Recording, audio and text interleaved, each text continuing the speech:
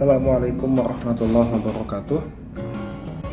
Pada kesempatan kali ini kita akan membahas tentang suatu konsep yang dikenal sebagai ekspresi gen, itu dikenal sebagai gene expression. Ya, jadi ekspresi gen ya, ini identik dengan suatu teori, dengan suatu konsep yang dipahami sebagai central dogma. Ya, apa itu central dogma? Central dogma adalah suatu konsep pemahaman, suatu hipotesis, suatu teori yang menyatakan bagaimana suatu gen, ya, bagaimana suatu gen kemudian melalui suatu rangkaian proses tertentu yakni transkripsi, maka dia akan diubah menjadi messenger RNA yang selanjutnya itu sebagai perantara untuk selanjutnya diubah menjadi protein. Nah, protein inilah yang nanti menjadi unit fungsional yang menyebabkan gen tersebut menghasilkan suatu produk yang bisa memberikan efek, yang bisa memberikan khasiat pada efek biologis tubuh. Nah, ini yang dikenal sebagai konsep central dogma, ya, atau lebih dikenal sebagai proses ekspresi gen. Ya, jadi itu adalah konsep yang akan kita diskusikan pada kesempatan kali ini. Ini adalah suatu materi yang cukup penting, ya, karena di sini nanti kita akan belajar, kita akan memperbaiki pemahaman kita, apa itu gen, apa itu kromosom, apa itu DNA, apa sih sebenarnya mereka, apakah mereka itu memang sesuai dengan pemahaman kita yang kita pahami selama ini. Kan gen itu sebagai pusat pewarisan sifat. Yang kita tahu gen itu mewarisi sifat. Gen itu adalah yang membawa sifat. Apakah memang seperti itu? Apakah memang gen itu yang dimaksud? Ya, pemahaman kita saat ini banyak berpendapat bahwa gen itu adalah pewarisan sifat. Ya, jadi artinya kalau Anda malas, bodoh, nah itu berarti diturunkan dari orang tua Anda, diturunkan dari kakek nenek Anda, diturunkan dari moyang Anda dulu. Dengan kata lain, Anda mau menyalahkan orang atas kebodohan, atas tingkah laku, perilaku buruk Anda. Apakah konsep itu yang dimaksud dengan proses pewarisan sifat tersebut? Nah, itu nanti akan kita bahas ya secara mendetail pada materi ini tentang gene expression, ya, dimana nanti kita akan banyak membahas tentang central dogma. Central dogma itu ya sebenarnya proses ekspresi dari sebuah gen. Intinya central dogma itu bagaimana sebuah gen kemudian dilakukan proses transkripsi, ya, kemudian dilakukan proses translasi sehingga menghasilkan suatu protein yang nanti protein ini akan memberikan suatu efek, ya, suatu fungsi bagi sel, ya, bagi biologis tubuh, ya, dan selanjutnya ya. Nah, itu yang akan kita banyak bahas pada kesempatan ini, gene expression. Ya, jadi kembali pada konsep dan pemahaman awal kita, apa sih sebenarnya gen? Gen itu terletak di mana? Ya, apakah gen itu sama dengan DNA? Apakah gen itu sama dengan kromosom? Apakah DNA dan kromosom itu sama atau bagaimana ceritanya? Ya, jadi sebagaimana apabila kita analogikan di dalam sel itu ada sebuah organela penting yang disebut sebagai nukleus. Jadi nukleus itu adalah organela penting yang ada di dalam sebuah sel, di mana di dalam nukleus tersebut, ya, nanti terdapat benang-benang kromatin yang nanti apabila berkondensasi akan menjadi namanya kromosom. Jadi apabila kita analogikan nukleus itu ibaratnya adalah perpustakaan, ya, maka kromosom ini, ya, diibaratkan sebagai buku, ya. Jadi kromosom ini diibaratkan sebagai rak buku lah, ya, istilahnya kromosom ini diibaratkan seperti rak buku. Jadi kalau Anda pernah main ke perpustakaan, kan nanti ada rak buku khusus buku-buku biologi, khusus buku-buku anatomi, khusus buku-buku fisiologi, khusus buku-buku oftalmologi misalnya, dan seterusnya. Nah, kelompok-kelompok itu ya, rak buku tadi itu dikenal sebagai kromosom. Nah, jadi kalau di dalam setiap sel itu kita memiliki 22 rak ya, atau kromosom autosom, dan satu rak khusus kromosom seks ya. Jadi satu pasang maksudnya ya, jadi ada 22 pasang, jadi satu rak itu ada 2 ya, jadi satu, jadi ada setiap rak itu ada sepasang ya, jadi kurang lebih demikian. Nah, di setiap rak itu tentunya ada buku-buku ya, di setiap rak itu tentunya akan ada buku-buku ya, di sini di setiap rak itu ada buku-buku. Nah, buku itulah yang disebut sebagai DNA, buku tersebutlah sebagai DNA. Maka di buku tadi, di setiap buku ya, kalau kita ingat ada sebuah buku misalnya, maka buku itu apakah semua bagian dari buku itu berisi informasi yang penting? Ya, saya rasa tidak ya, tidak semua buku yaitu tidak semua bagian dari buku itu berisi informasi yang penting. Karena nanti ada bagian buku yang tidak berisi informasi yang terlalu penting, misalnya kata pengantar, saya rasa itu tidak terlalu penting misalnya. Ya, contohnya demikian. Jadi artinya tidak semua bagian juga, tidak semua part, tidak semua bagian tubuh, bagian buku atau DNA tersebut berisi informasi-informasi yang penting. Ya, jadi kromosom itu ibaratnya adalah rak buku. DNA merupakan buku ya, buku yang disusun, yang kertas-kertas ya, disusun atas kertas-kertas, di mana dalam buku itu kan tidak selalu berisi informasi penting, ada chapter-chapternya yang tidak berisi informasi yang tidak terlalu penting. Nah, chapter-chapter di dalam buku tersebut yang berisi informasi yang penting itu yang disebut sebagai gen ya, gen. Misalnya nanti ada jadi gen itulah yang berisi informasi penting. Gen inilah yang berisi informasi penting. Informasi penting apa sih sebenarnya maksudnya? Yang dimaksud adalah resep rahasia, kalau boleh kita bilang dalam tanda kutip, ataupun racikan rahasia, ataupun berisi cara bagaimana untuk menghasilkan protein tertentu. Kita ambil contoh misalnya gen insulin. Misalnya terletak di sel beta pankreas, maka gen insulin itu isinya adalah kode-kode untuk membuat protein insulin. Nah, jadi kurang lebih demikian. Jadi rangkaian berpikirnya itu adalah demikian. Urgensi dari sebuah gen itu adalah demikian. Jadi gen itu adalah berisi informasi-informasi untuk mensintesis protein-protein fungsional yang diperlukan di tubuh. Jadi dia bukan seperti pemahaman kita di awal tadi bahwasanya gen itu adalah pewarisan sifat, bukan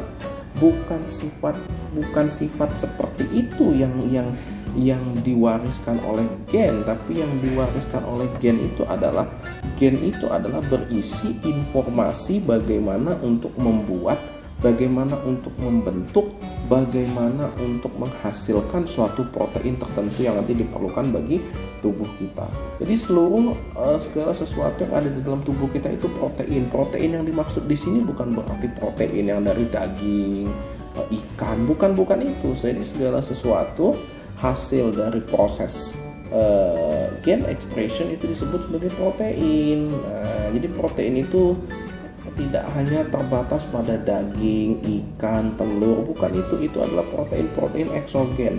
Tapi ada juga protein endogen yang memang dibuat di dalam tubuh kita. Nah, contohnya demikian. Itulah pemahaman prinsip dasar, sebenarnya prinsip penting daripada gen ya. Jadi gen itu bukan berarti berisi informasi pewarisan sifat, bahwasanya misalnya orang ini jahat misalnya, atau orang ini malas, kan sifat seperti itu, rajin, malas. Oh, berarti kalau rajin, malas ini diwariskan dari orang tuanya, maka sesungguhnya yang malasnya adalah orang tuanya diwariskan lagi dari kakeknya, berarti yang malasnya kakeknya. Bukan seperti itu.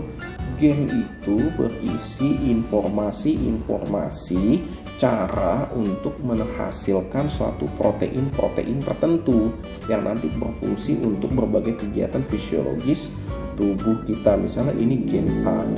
Gen A melalui proses yang disebut sebagai gene expression yang nanti akan kita pelajari.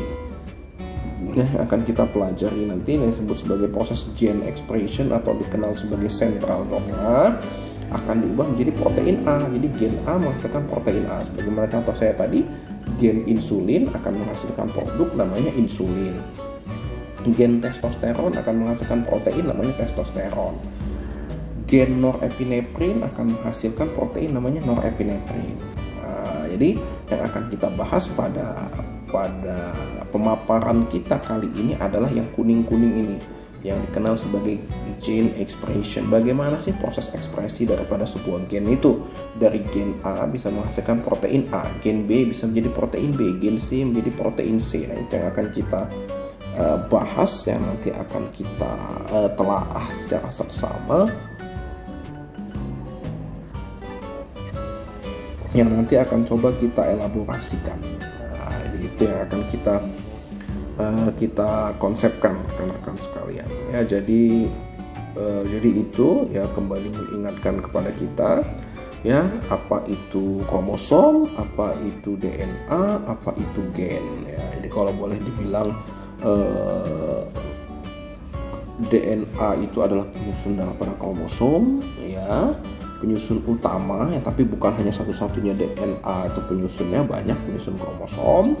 Kemudian nanti di dalam DNA itu ada bagian-bagian yang berisi informasi penting yang nanti akan diekspresikan, yang nanti akan dikode. Nah, itu yang disebut sebagai gen. Ya, jadi DNA dan gen itu perbedaannya di situ. Ya, jadi itu.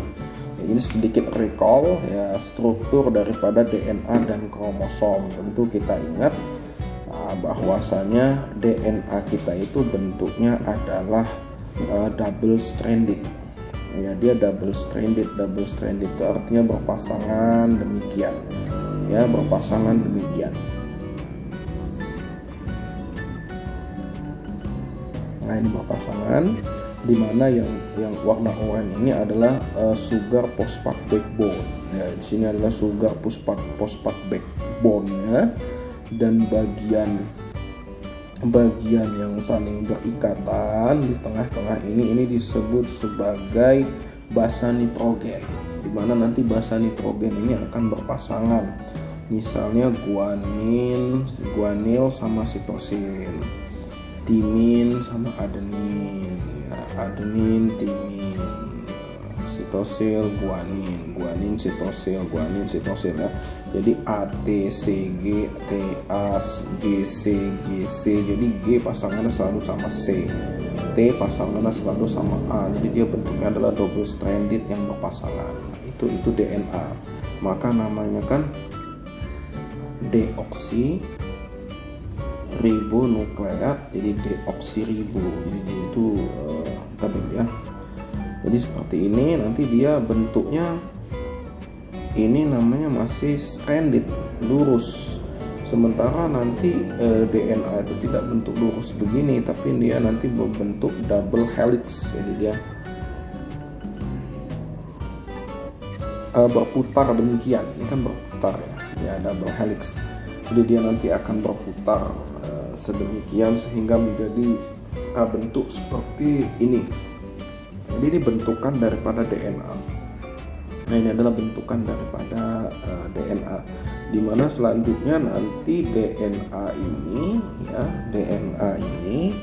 jadi ibaratnya seperti ini adalah DNA tadi ya. Apabila ini kita perkecil maka akan muncul gambaran seperti ini ya, DNA double helix, double strand ya. DNA-nya double helix, jadi ini double helix namanya, double helix. Kalau ini namanya double stranded, jadi ini double helix. Jadi DNA-nya itu saling berpasangan yang berbentuknya helix. Nah, itu artinya. Jadi ini gambarannya.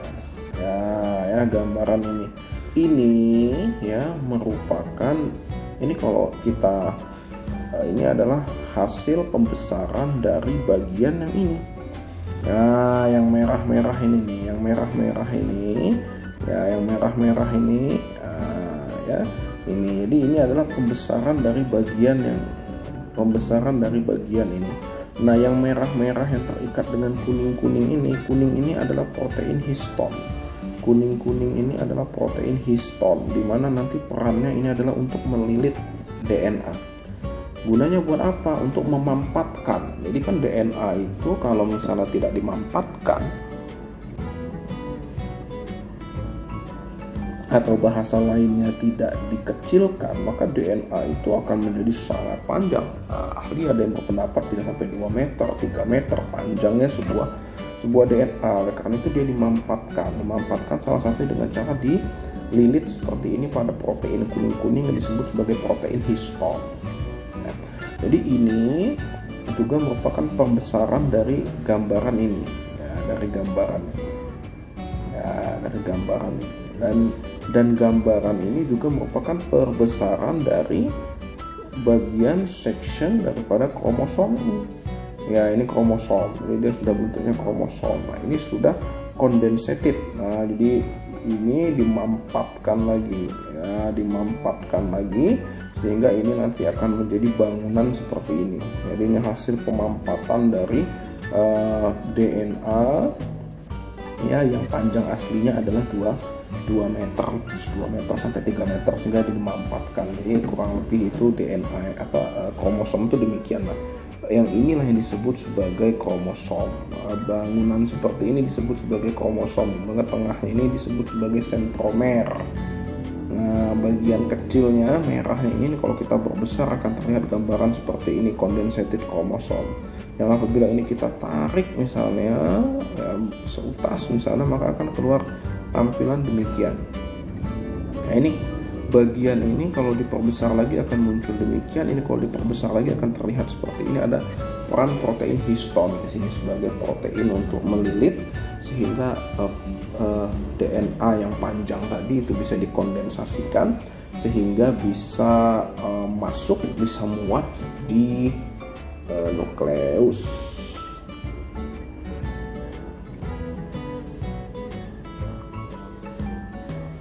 Ya, jadi ini konsepnya yang perlu sedikit review dari kita, bahwasanya inilah struktur daripada sebuah DNA, ya, struktur daripada sebuah DNA dan struktur daripada sebuah kromosom.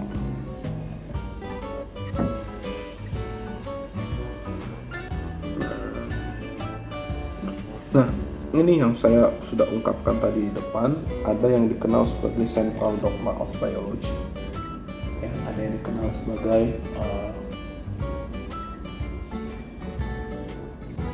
central dogma of biology. Nah, sebagai central dogma of biology, apa itu central dogma of biology? Nah, jadi central dogma of biology itu adalah suatu proses, ya, yang terdiri dari proses transkripsi dan translasi dengan tujuan untuk menghasilkan protein fungsional yang disebut sebagai protein. Jadi goalnya adalah itu, ya, dari central dogma itu, dari proses gene expression tersebut akan menghasilkan protein.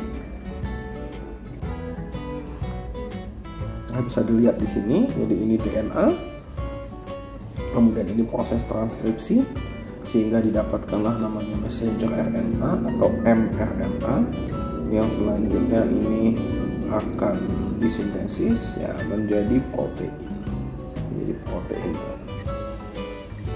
Menjadi protein tertentu ini yang disebut sebagai central dogma, di mana nanti central dogma itu ada dua tahapan penting yang dilalui. Satu transkripsi, satu lagi adalah translasi. Itu ada dua step penting, ya, ada transkripsi dan ada translasi.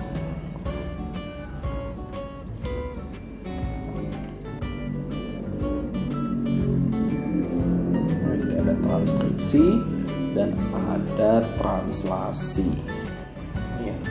Jadi ada dua konsep penting di sini, transkripsi dan translasi. Jadi apabila kita boleh permudah sebenarnya istilah transkripsi, translasi itu kurang lebih demikian. Tadi kita sampai pada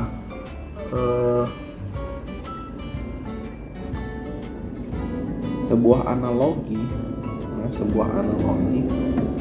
bahwasanya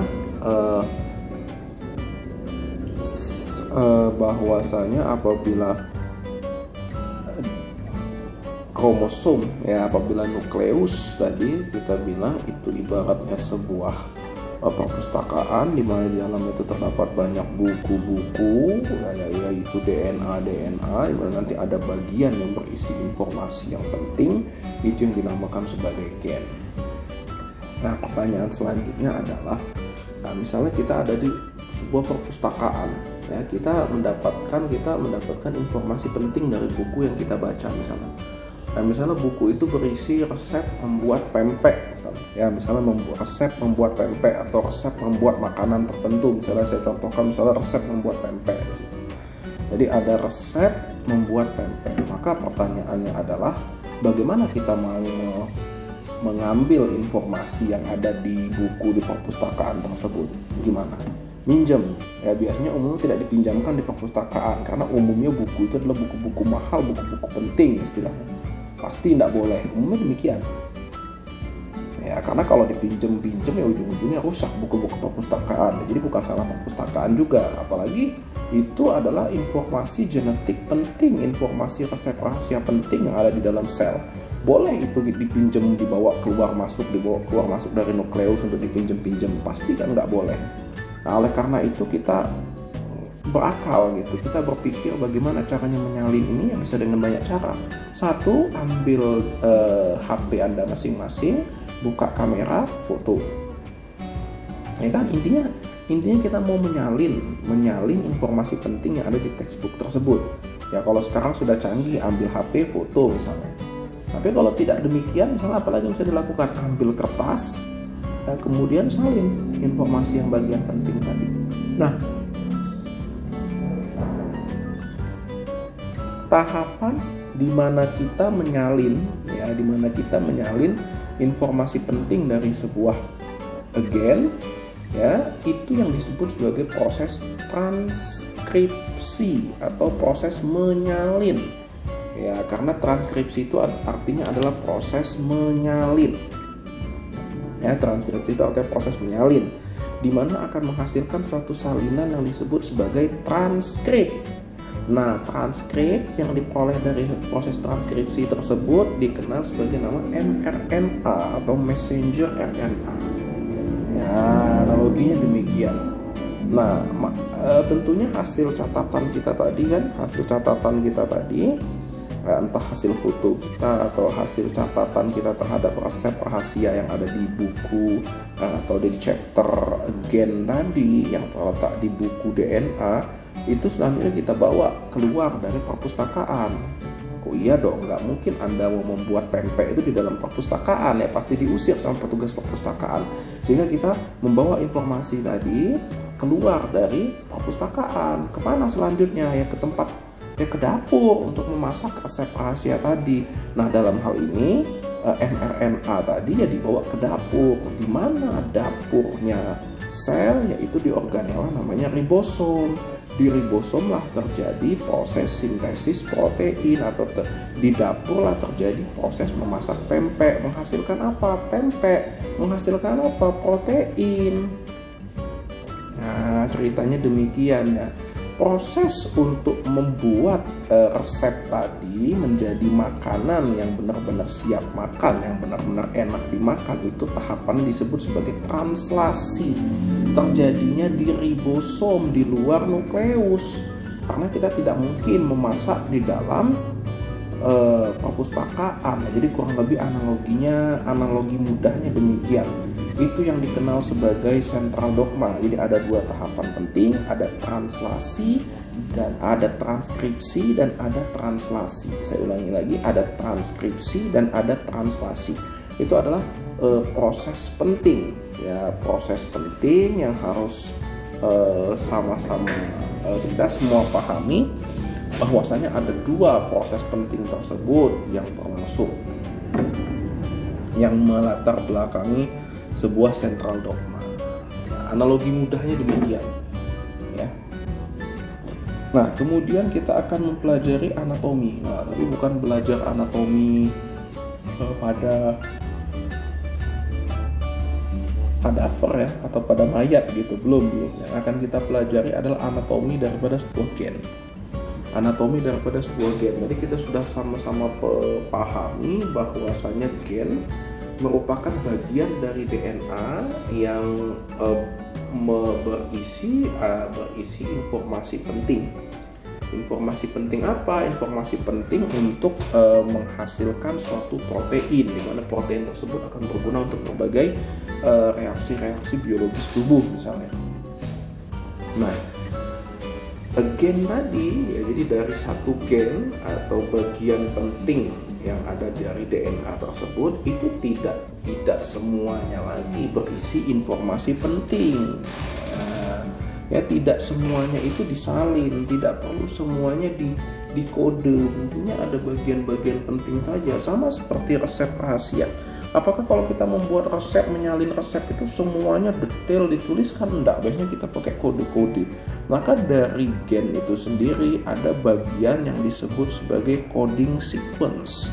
Nah, jadi dari Anda bisa bayangkan dari panjang segini ya, dari panjang gen ini seperti ini, maka yang dikode itu paling hanya bagian ini, atau hanya mungkin sepertiganya saja yang benar-benar menjadi coding sequence yang nanti akan dikode.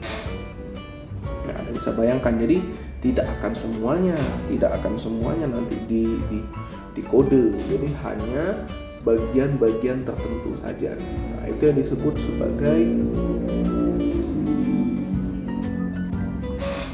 coding sequence ya, yang nanti sebagai coding sequence. Jadi dari sebuah gen ya kita bisa pahami ya, kita bisa mendapatkan informasi bahwasanya dari bagian gen ini ya, ini adalah bagian yang ditranskripsi. Jadi dari bagian panjang gen ini yang ditranskripsi itu bagiannya cuma ini. Yang nanti ditranskrip itu bagiannya dari ini sampai ini. Sementara bagian ini dan ini tidak ditranskrip karena ini dikenal sebagai daerah regulatory sequence. Nah, ini yang dikenal sebagai daerah regulatory sequence. Dia kayaknya nggak penting, berarti jangan salah. Kalau tidak ada daerah regulatory sequence ini, maka gen tersebut tidak akan bisa diekspresikan atau tidak bisa kita mau menyalin istilahnya. Jadi bagian regulatory sequence ini merupakan bagian penting, di mana nanti di sini ada namanya promoter. Ya, kemudian ada upstream regulatory region. Nah, jadi dia ada dua bagian penting. Ya, di bagian regulatory sequence itu ada upstream regulatory region ya, sama ada promoter ya. Jadi proses transkripsi untuk menyalin bagian panjang ini hanya akan dimulai apabila promoter dan apabila upstream regulatory regionnya itu telah diduduki atau telah di switch on atau telah dihidupkan. Ya, kalau ini belum dihidupkan ya maka belum akan mulai proses transkripsi. Nah, jadi juga perlu diperhatikan dan cukup penting gangguan pada regio promoter ataupun pada gangguan upstream regulatory region ya juga bisa menyebabkan kerusakan sehingga gen tersebut tidak bisa diekspresikan, sehingga proteinnya akan leakage, proteinnya akan turun, yang tentu akan memberikan dampak biologis ataupun dampak fisiologis tertentu. Jadi ini penting sekali untuk kita pahami bersama. Jadi dia ada bagian namanya regulatory sequence dan ada bagian transcript sequence ya. Iya, kita lanjutkan. Jadi ada regulatory sequence dan ada transcript region. Jadi tanpa adanya aktivasi promoter dan upstream regulatory region, maka transcript region tidak akan pernah bisa bekerja. Ya, jadi selanjutnya akan dimulai dari sini. Inilah dari titik inilah transcription start site. Nah, dari titik inilah nanti akan dilakukan transkripsi, akan disalin, semua di sini akan disalin. Akan dimulai dari sini. Nah, proses penyalin nanti benar-benar akan dimulai ketika sudah ada inisiator codon AUG. Baru nanti disalin benar dari bagian coding sequence ini. Sampai sini ya, setelah ada terminasi codon UGA, UAA atau UAG ya, maka selanjutnya akan di stop proses codingnya.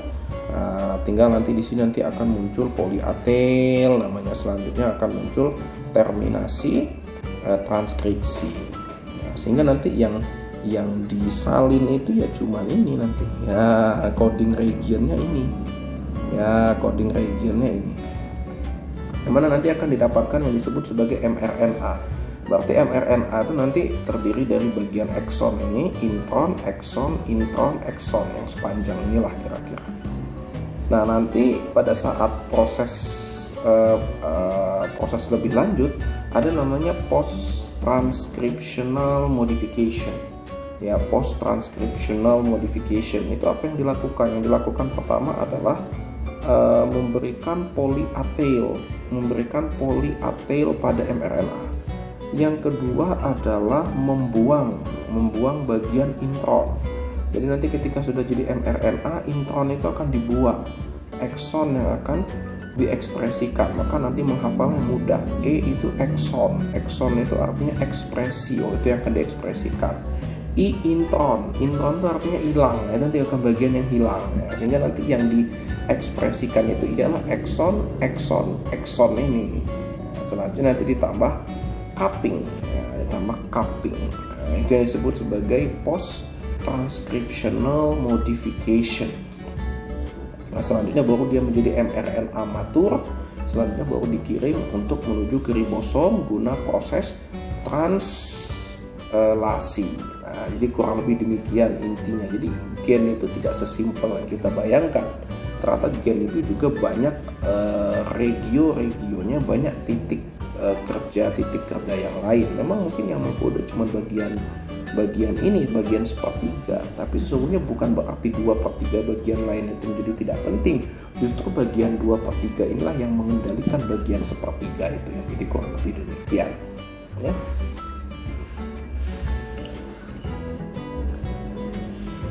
Ya, jadi proses transkripsi ya, sebagaimana kita mulai bahas satu persatu ya, proses transkripsi gen ya diawali dari proses namanya adalah inisiasi, elongasi, dan terminasi ya. Jadi diawali dari inisiasi. Jadi gen expression itu atau ekspresi gen itu diawali dari proses inisiasi. Apa sih proses inisiasi? Sebagaimana kita ketahui di sini, untuk melakukan proses transkripsi dia memerlukan aktivasi regulatory sequence di sini. Dia perlu mengaktifasi promoter, dia perlu mengaktifasi upstream regulatory region. Nah, itu yang dilakukan pada tahap inisiasi daripada transkripsi. Jadi ketika mau melakukan transkripsi harus dilakukan aktivasi dulu.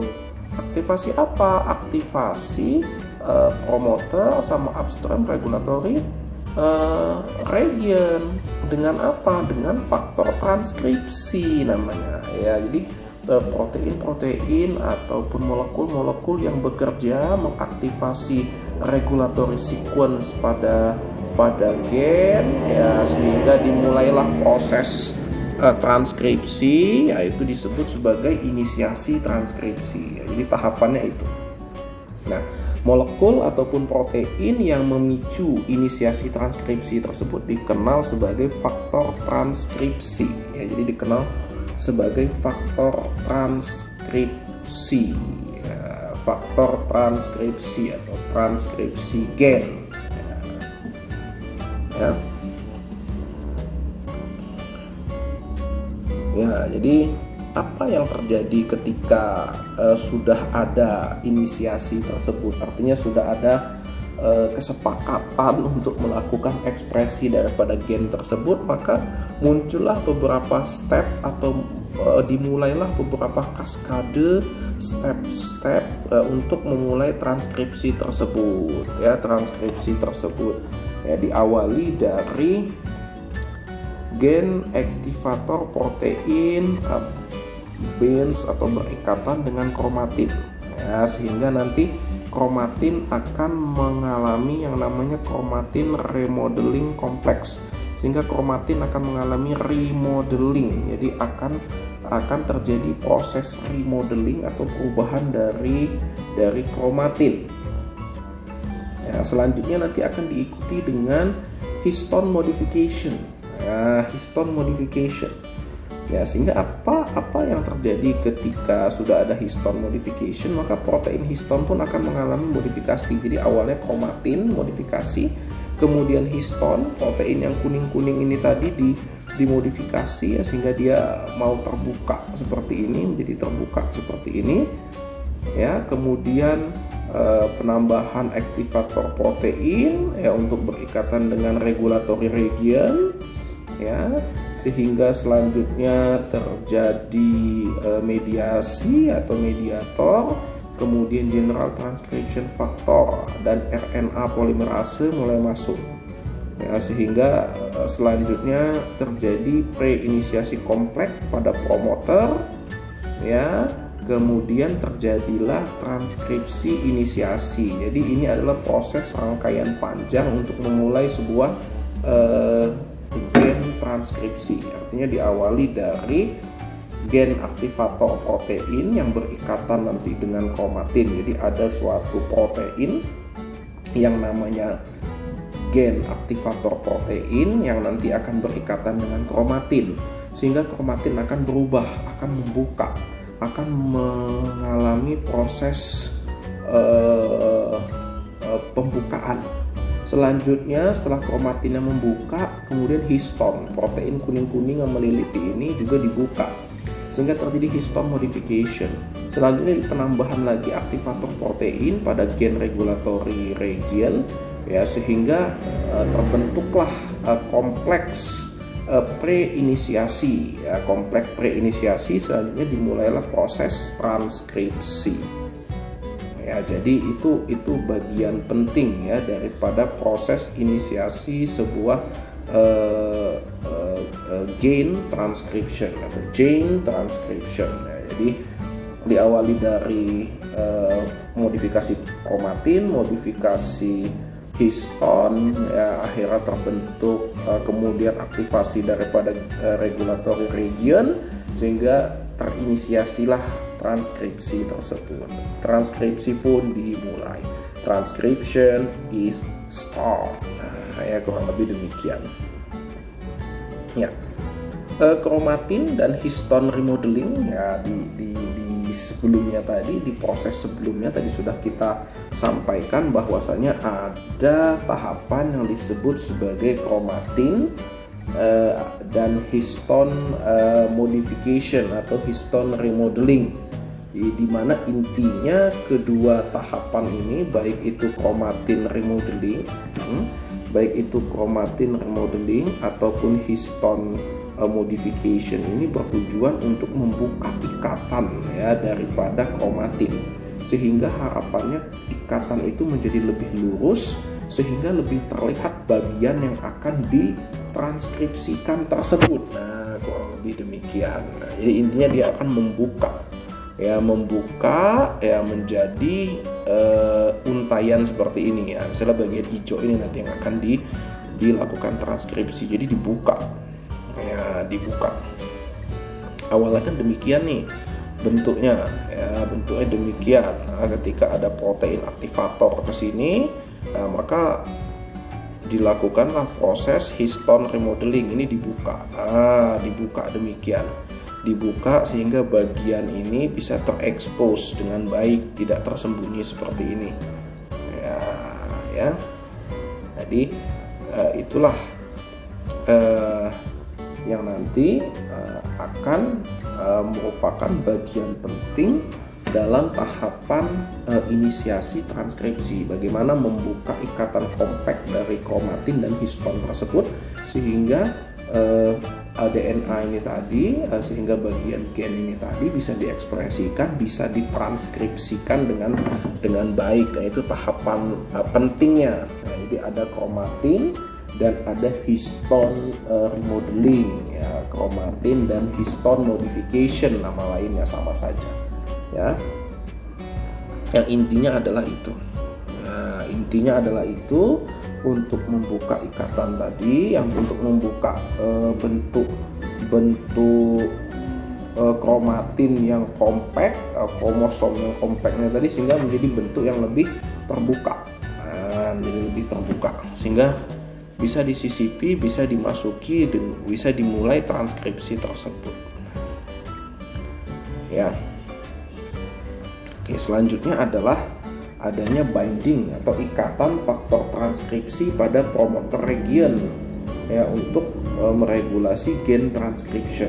Ya, jadi tadi ada bagian promoter, tentu masih ingat, di mana nanti di sana akan, ini setelah DNA-nya itu terurai dengan baik, sehingga setelah gennya itu terurai dengan baik, maka selanjutnya akan ada faktor transkripsi yang duduk di promoter, ya, masih ingat tadi bagian promoter.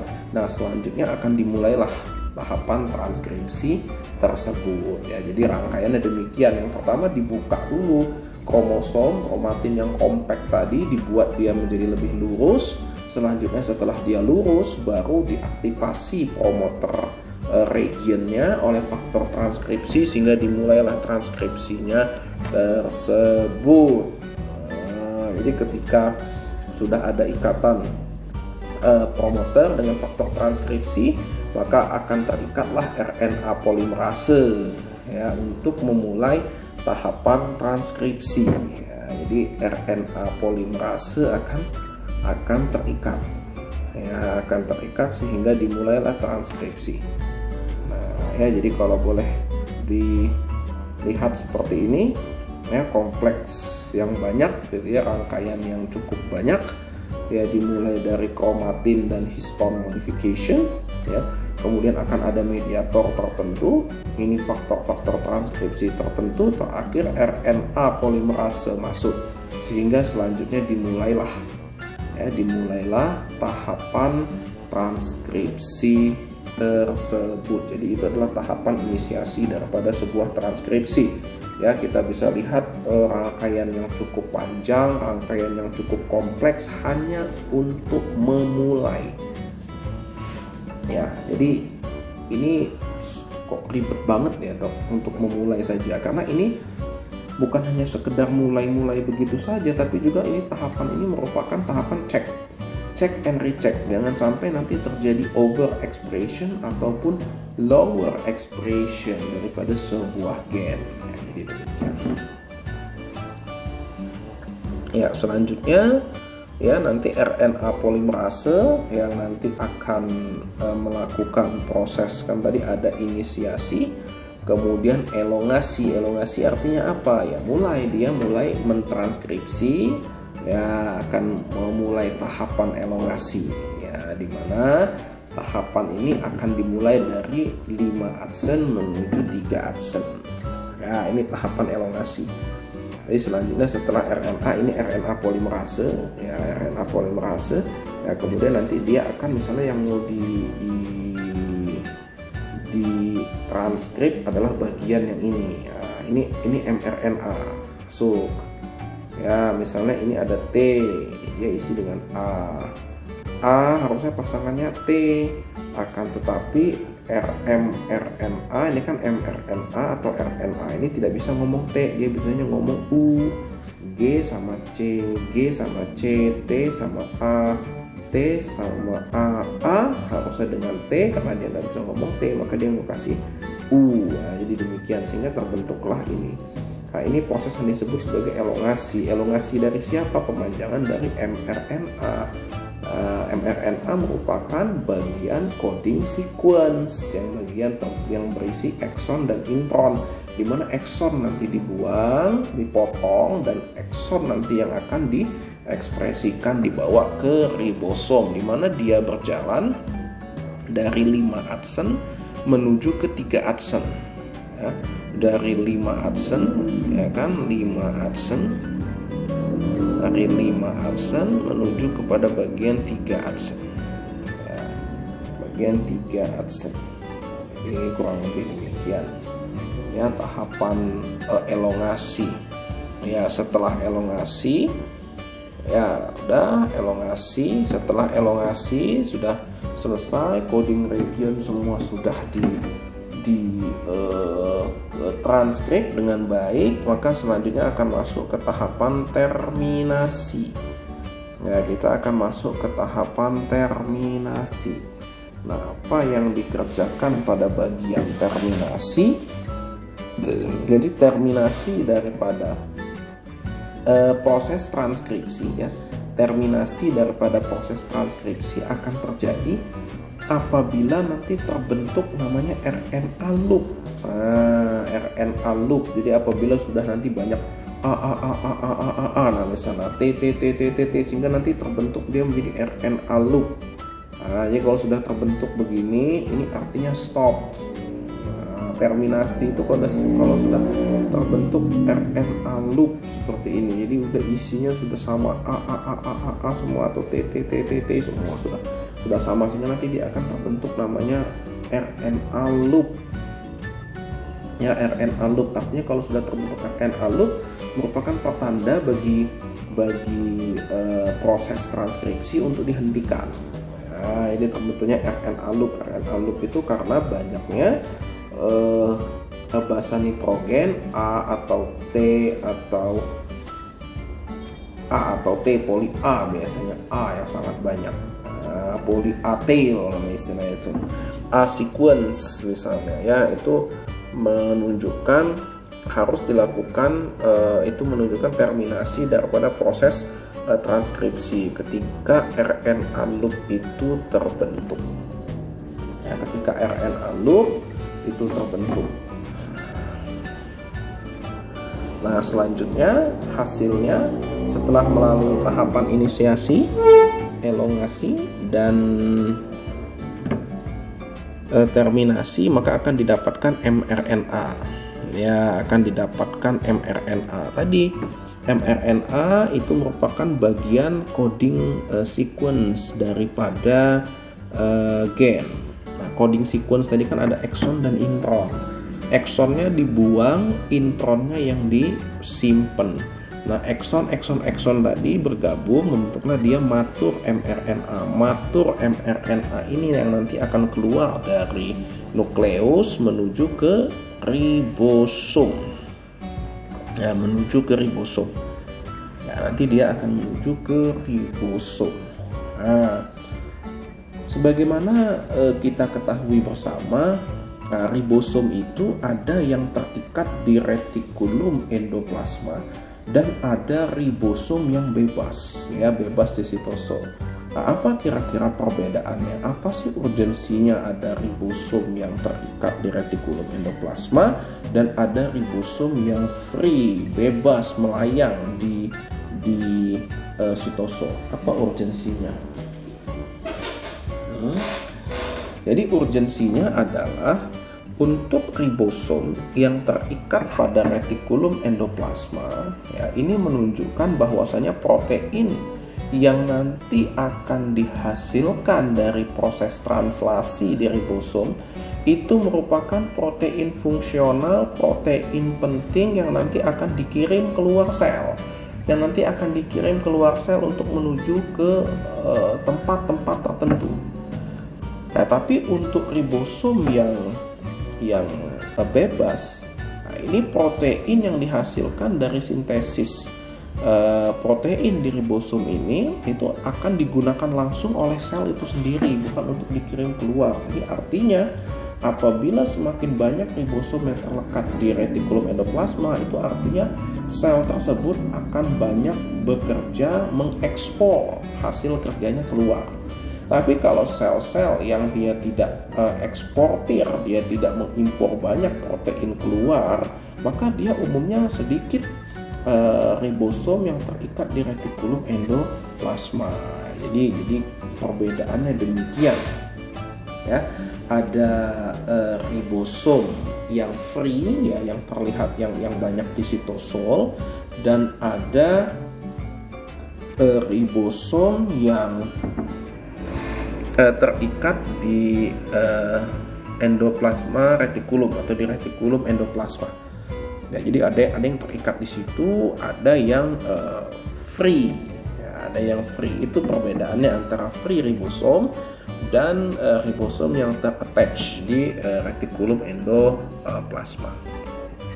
Nah, kemudian apa sih yang terjadi selanjutnya? Ya, translasi itu terjadinya di ribosom. Nah, ini sudah disampaikan bahwasanya rangkaian translasi itu terjadi di dalam ribosom. Jadi translasi terjadi di dalam ribosom, di mana ribosom itu tersusun dari dua subunit. Jadi dia ada small subunit dan a large subunit. Ya, istilahnya ini subunit 30S, ini 60S. Ya, jadi misalnya demikianlah contohnya. Jadi dia ada dua subunit. Jadi dua subunit ini ketika belum ada mRNA datang, maka dia terpisah. Begitu mRNA datang, maka kedua subunit ini akan bersatu. Ya, kedua subunit ini akan bersatu. Nah, bersatu. Nah, ini ya. Selanjutnya mRNA akan attach, akan berikatan, akan terikat dengan ribosom selama proses translasi. Ya, jadi demikian ini ya. Large subunit dan small subunitnya. Nah, ini ya, large subunit dan small subunit akan bersatu. Yang ini adalah mRNA, yang ini adalah mRNA. Nah, selanjutnya ini yang seperti botol kimia, botol reagen ini adalah tRNA. tRNA. Ya, jadi mRNA ya dibaca oleh ribosom, kemudian tRNA akan mengupayakan untuk mencari protein yang dimaksud dari mRNA tersebut, karena mRNA itu nanti berisi kode-kode ya. Jadi mRNA itu nanti isinya adalah kode-kode. Jadi misalnya AUG, AUG itu adalah kode untuk protein metionin. Jadi kalau ada instruksi AUG, ya maka cari protein metionin. Siapa yang mencari? Nanti tRNA yang akan mencari. Nah, dia nanti akan mencari. Ya, dia akan mencari. Ya, dia akan mencari. Ya, dia akan mencari. Nanti dia lepas ya, masuk. Nah, nanti dia masuk ke sini, masuk. Nah, ya dia membawa protein yang dibutuhkan. Kemudian ini nanti oper ke sini, kemudian yang kosong ini keluar. Nah, nanti yang ini bergeser ke sini, yang ini kosong, masuk lagi yang baru. Nah, terus yang panjang ini pindahkan lagi ke yang baru masuk ini, sehingga ini akan semakin panjang. Ini kosong sekarang, kosong ini dia keluar.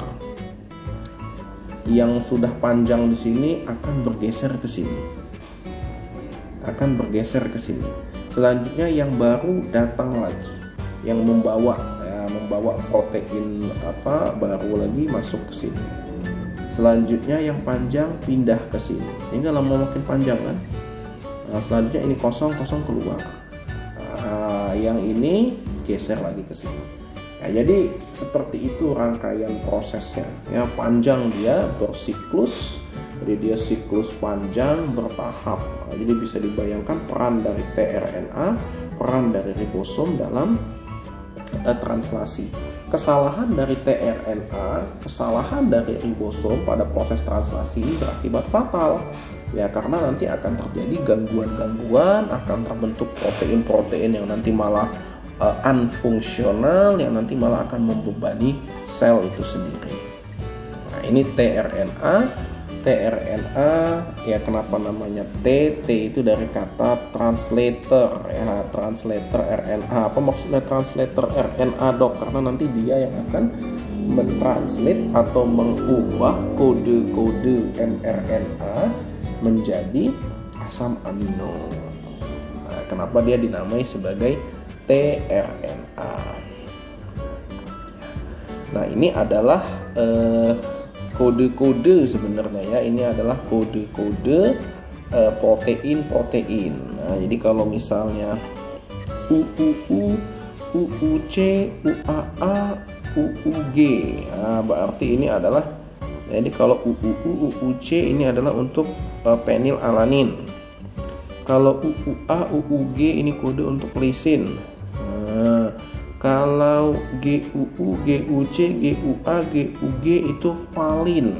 Nah, jadi kode-kode seperti itu. Nah, itu siapa yang menerjemahkan? Yang menerjemahkan bahasa kodon ini atau bahasa-bahasa kode-kode dari mRNA ini, yang menerjemahkannya adalah tRNA. Maka namanya adalah tRNA, translate RNA.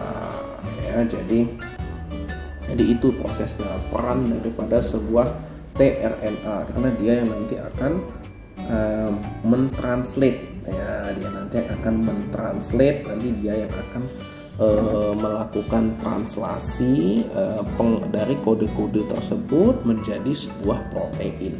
Nah, jadi itu urgensinya sebuah tRNA.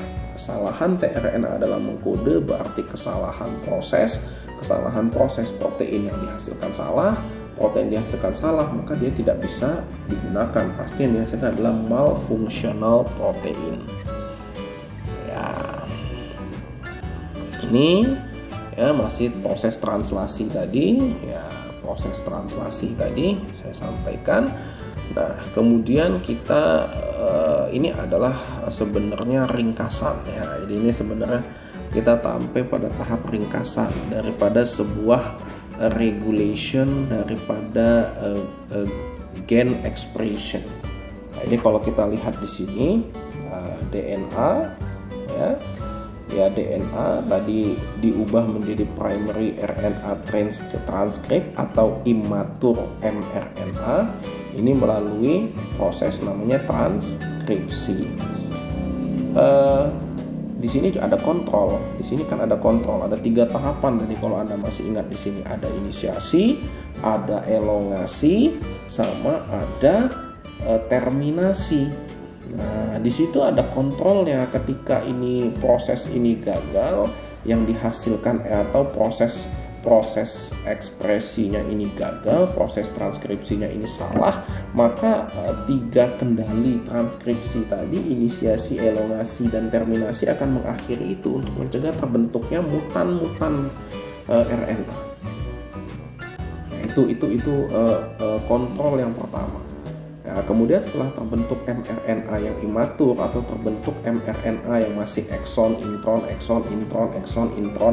itu ada lagi prosesnya namanya RNA processing control, atau tadi saya sebut sebagai mRNA post transcriptional modification. Nah, dimana di sana nanti ada kontrol, apakah imatur ini sudah benar untuk menjadi matur mRNA. Kalau memang sudah benar, dia benar-benar sudah menjadi matur mRNA, selanjutnya mRNA ini akan dibawa keluar dari nukleus menuju ke sitosol. Nah, mRNA dibawa tadi, selanjutnya ditranslasi. Nah, translasi sendiri terdapat kontrol. Nah, untuk mengontrol agar tidak terbentuk protein-protein mutan ataupun protein-protein yang misfolded ataupun protein-protein salah. Ya, di situ ada kendali namanya translation control. Translation control untuk menghasilkan suatu namanya protein. Ya, protein ini tadi ada kontrol lagi untuk menjadi inaktif protein, yang nanti dia ada namanya itu primer, protein primer, protein sekunder, protein tersier, protein kuartener, ya, sampai nanti terbentuk protein kuartener, di mana protein kuartener adalah protein fungsional.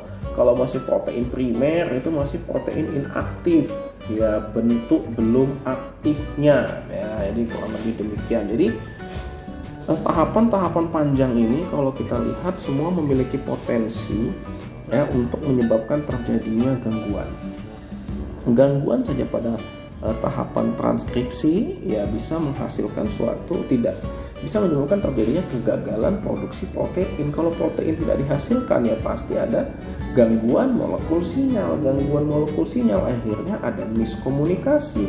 Miskomunikasi akan menyebabkan terjadinya disease. Jadi kurang lebih demikian. Ini pemahaman sebuah gene expression, bahwasanya berbagai penyakit yang mungkin terjadi pada tubuh kita diawali dari proses ini, dari gen ya gagal untuk diubah menjadi protein yang diharapkan, sehingga malah menghasilkan protein-protein yang unfungsional, yang malah berakibat merusak daripada sel tersebut. Ya. Saya rasa cukup materi kita tentang gene expression. Ya, semoga bermanfaat. Apabila masih memang belum kurang jelas, bisa diulang-ulang video ini. Semoga bermanfaat, semoga menambah pemahaman kita tentang gene expression. Terima kasih. Assalamualaikum warahmatullahi wabarakatuh.